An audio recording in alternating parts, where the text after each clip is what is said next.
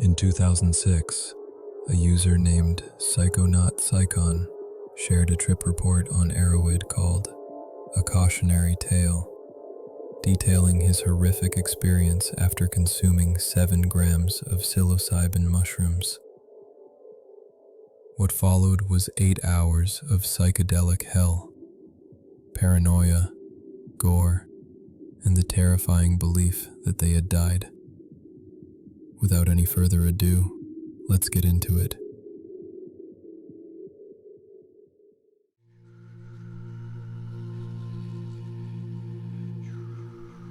Psychedelics have had a major influence in my life, in exceptionally positive and negative ways.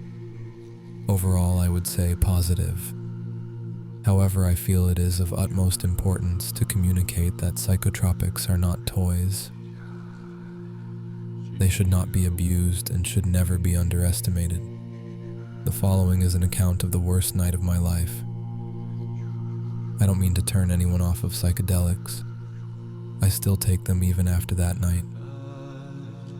I just mean to say, be careful, be wise, and be prepared. I had had significant experience with mushrooms before this mental excursion. If you are a relatively new user, do not even consider a dose of this magnitude.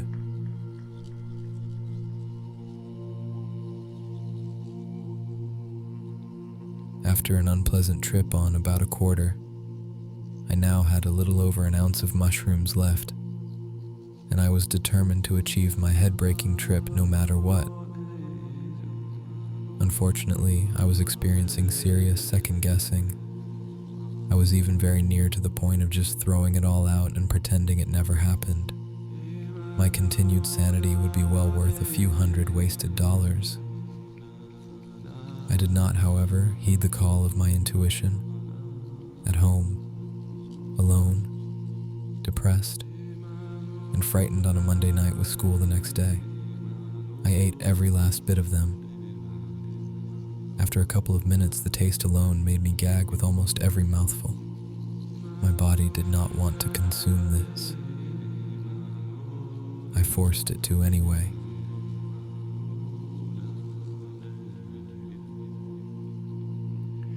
My first impressions were almost immediate. They were not direct effects, but rather perceived and self-perpetuated effects, namely extreme paranoia and an intense feeling of wrongdoing. My stomach was starting to hurt, and I was getting the overwhelming impression that I had killed myself.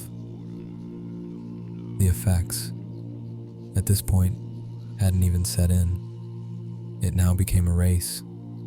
I decided that I had to get to bed and fall asleep before it set in. If I was asleep, my foolish logic told me it could not hurt me. My stomach was protesting earnestly. I tried to vomit. I rammed my finger to the back of my throat to no avail. It was down, and it was staying.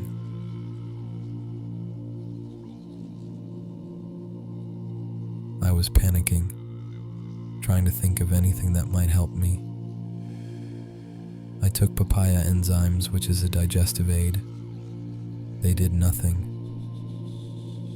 I took some Tums and some apple cider vinegar, both of which had been known to make me puke within minutes. Nothing. My stomach was hurting like mad, and the effects were starting to kick in. I don't know how long it had been since I ate them. I fought the effects. I tried to deny them. I tried to tell myself the shrooms were duds, or that this wouldn't be all that intense. I tried to tell myself I could handle it, whatever happened. In reality, I was growing absolutely certain that I had fucked up, severely.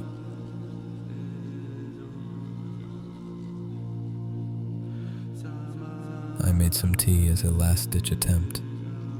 I ran into my mother, and I am not even sure if the sentence I constructed made any sense whatsoever. I said I had a sore stomach and I was going to bed. She sympathized in a motherly way and let me be. It was a half-saving grace. I was in my room now, afraid to leave, afraid to stay, afraid to fall asleep, and afraid not to. I lay in bed and waiting, lights out, desperately afraid.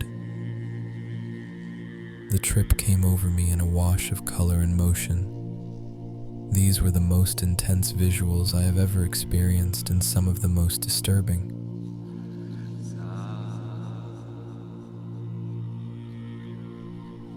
The best words I can use to describe it are kaleidoscopic gore, colors in geometric forms and grimacing fleshy masses, faces and maggots spun wildly through each other, tearing and melding skin, muscle tissue. My ears buzzed, my stomach ached, my head was being crushed, stomped on, torn to pieces, eaten and digested. I was being consumed. It was like some sick, bitter revenge. Everything was reeling. I forced my eyes open and my room was a tableau of death. My lamp was a body hanging from the ceiling, grinning, melting, decaying. Everything around me was dead and laughing.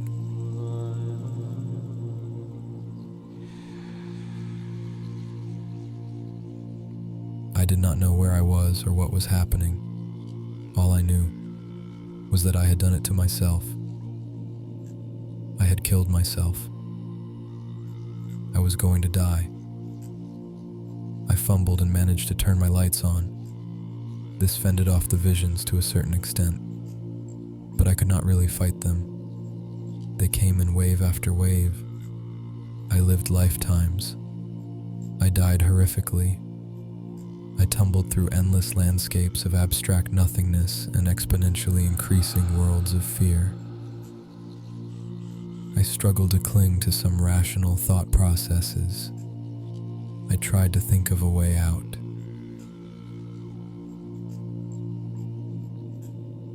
If I called the hospital, what then?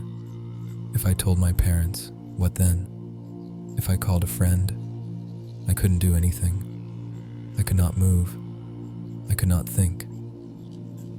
Everything was spinning wildly. I could not control it. I could not hold it back. I could not rationalize it. Eventually, I cannot say how long this took. The visuals subsided somewhat. I lay curled in a fetal position with the lights on, my stomach pulsing agony, my mind buzzing and twirling, fleeting glimpses of nothing and everything. Pain. I could not escape the pain. There was no way out. I had to do something.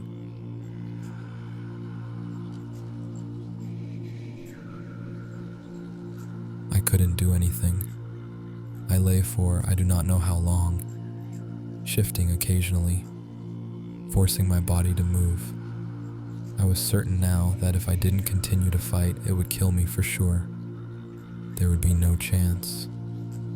Eventually, I managed to pull myself out of bed and drag myself to the washroom. It was late now and everyone else was asleep.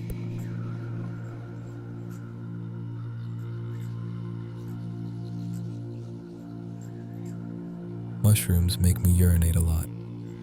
I would be making a number of trips to the washroom that night. Dozens, probably. Or perhaps that's an exaggeration. The washroom was clean and static. Relatively. It was almost like a safe haven. I tried to puke again, to no avail. It would have been futile anyway. The alkaloid had been metabolized. The rest was waste matter. I watched my face in the mirror for a long time, wondering what I had done, who this was, why I was suffering, what I had done to myself, whether I was even real anymore, whether anything had ever been real.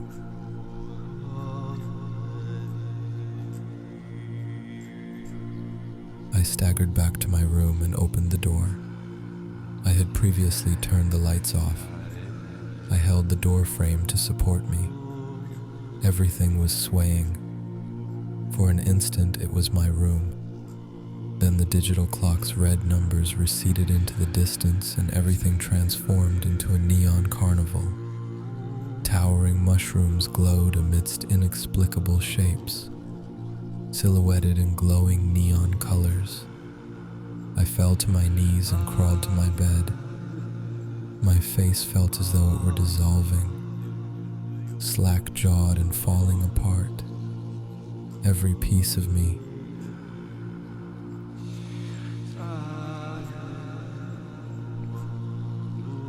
Bed held no safety. It was a psychotic raft in a sea of psychotic impossibilities. I closed my eyes and desperately clung to the last bit of reality I knew. This shouldn't kill me. My emotions and senses told me I was dying, but I knew I shouldn't be. I held on to that. The next several hours I spent either pissing, curled in a ball on the bathroom floor, or floating through infinite space. I cannot begin to explain the feeling of constant bombardment. All of my senses were perpetually overloaded, non-stop for hours on end. I could not stop it, and I did not try anymore. I simply let it wash over me.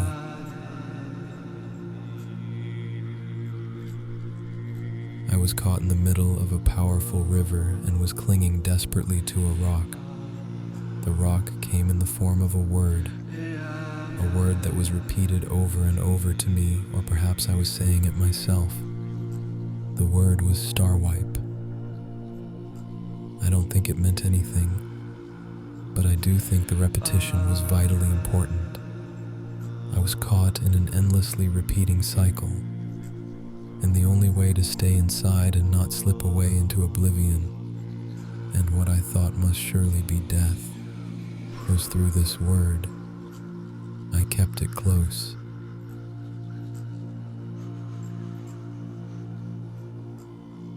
I tried to understand.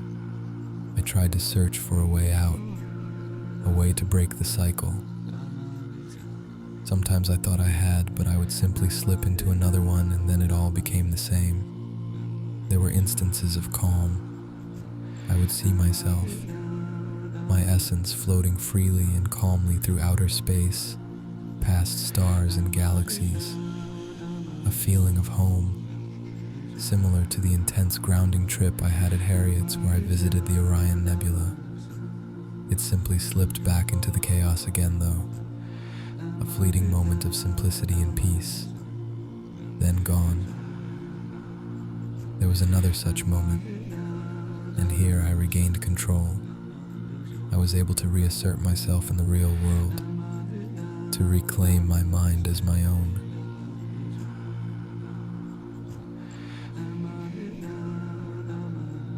It happened while I was in the washroom. I believe I was curled on the floor, when suddenly I felt what can only be described as an awakening, or a profound realization. Suddenly everything was clear, absolutely everything. Everything that had ever happened, that ever would happen. The why, the how, the who, everything. I stood and felt the energy of the universe spilling through me. I was invincible. I felt I could flip a car or race against a photon. I didn't have to eat or breathe or sleep. I could do or become whatever I wanted. The feeling lasted maybe 5 minutes, if that. Then it was gone, lost, and forgotten completely, but for this abstract verbal communication of it.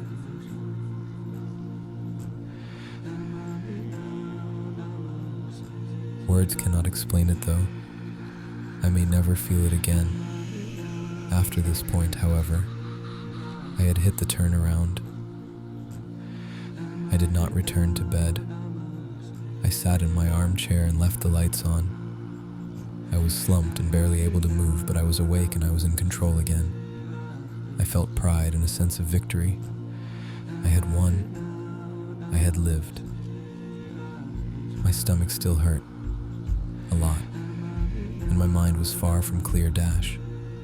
But the worst was over. Without question, I had made it through.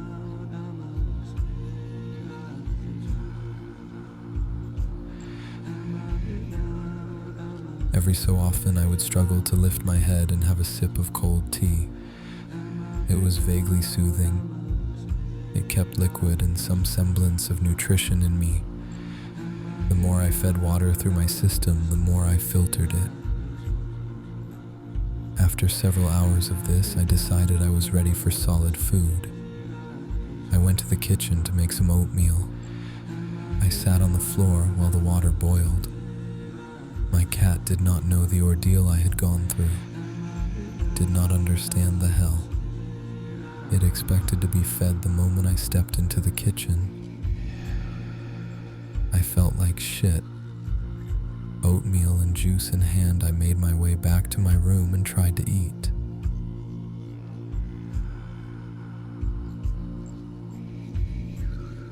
I stomached perhaps 2 or 3 spoonfuls before realizing that I was not yet ready for food. I lay there, slumped in my chair until around 6:30 a.m., at which point I moved to my bed. I did not care if I was late for school. I could not care less. I slept for maybe a half hour before my mom was above me, shaking me awake. The first thing I noticed when I opened my eyes and sat up was that the demon was gone. My head felt lighter, and I knew that everything was essentially back to normal. Almost 8 solid hours of hell vanished into memory.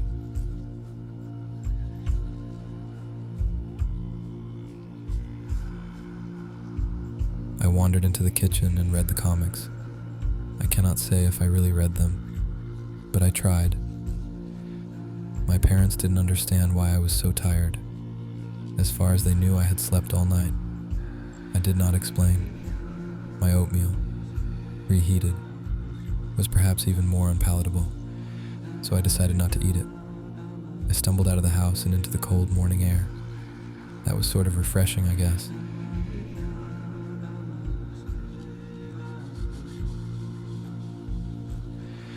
The aftermath. This trip yielded probably the most definite after effects yet. The immediate effects were physical, namely my stomach.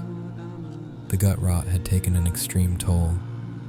I was barely able to eat for most of the day, and my stomach was still uncomfortable with most foods for almost 2 weeks.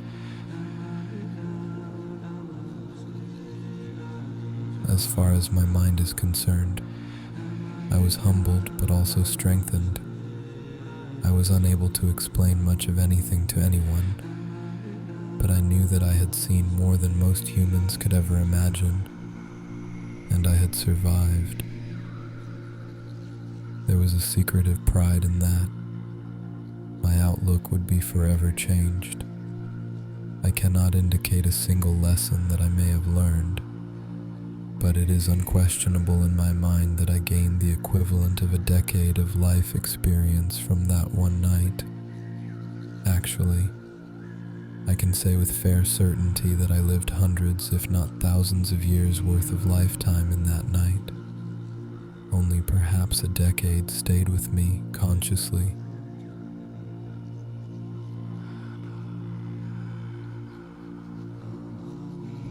In terms of long-term effects, I can say without exaggeration that I was tweaked for 6 to 8 months after this trip. Textured surfaces would often move or pulsate when I was completely sober. I would get low-dose mushroom highs no matter what drug I took or how much of it, and sometimes my perception shifted entirely into a mushroom state without any catalyst whatsoever. My interpretations, vision, and hearing were all occasionally flooded with non-existent stimuli. I am still wary of psychedelics. I know their true power now. My head has been broken open, my brain rearranged. I have been eaten, digested, and reassembled by the universe. I am forever changed.